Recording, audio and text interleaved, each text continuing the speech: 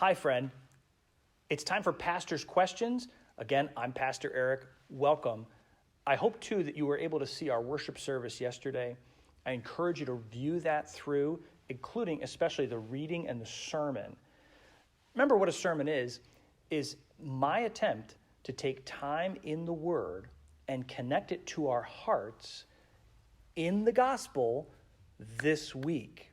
So it's not the only thing that could possibly be said about the reading. So it does help us to have some follow-up questions in order to knock around exactly what was said and how for our own good and encouragement. Let's all start then with the same kind of question I'm asking week to week. Number one, what surprised you about our reading today? What surprised you about today's reading? 2, what is your working assumption about how God feels about women? Does God think highly of them? Does God think poorly of them? And how does Romans 16 affect your assumption? 3, what has surprised you about your earthly mother? You know, we took a lot of time this morning talking about our earthly mother. I made some references to my earthly mother. But what has surprised you as you've watched your earthly mother, regardless of your age? What surprised you about your spiritual mothers? And why do you think you've been surprised? That's question 3. Question 4. When you hear advice such as, "This too shall pass," how does it make you feel? Have you ever used that phrase in order to comfort someone else? How might a suffering person feel in response to such a phrase?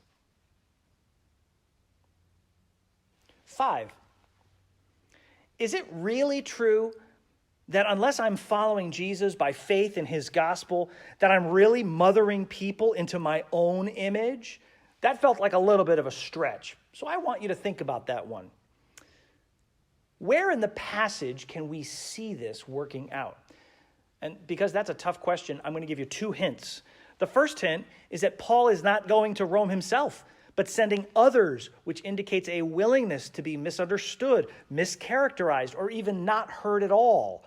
The mail system wasn't exactly reliable back then.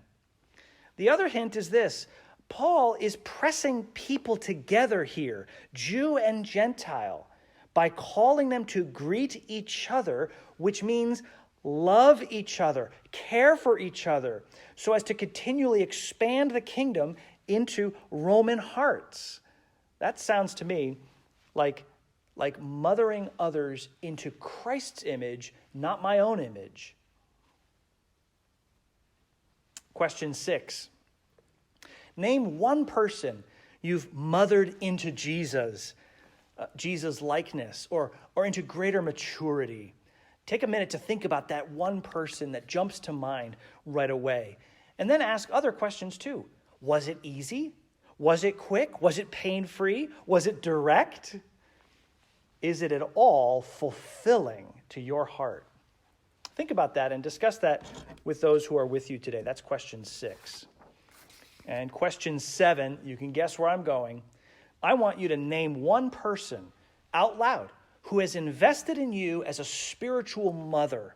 And I want you to reach out to them today in thanks and let them know how you're passing on their wisdom, love, and grace. That's question 7. Thanks.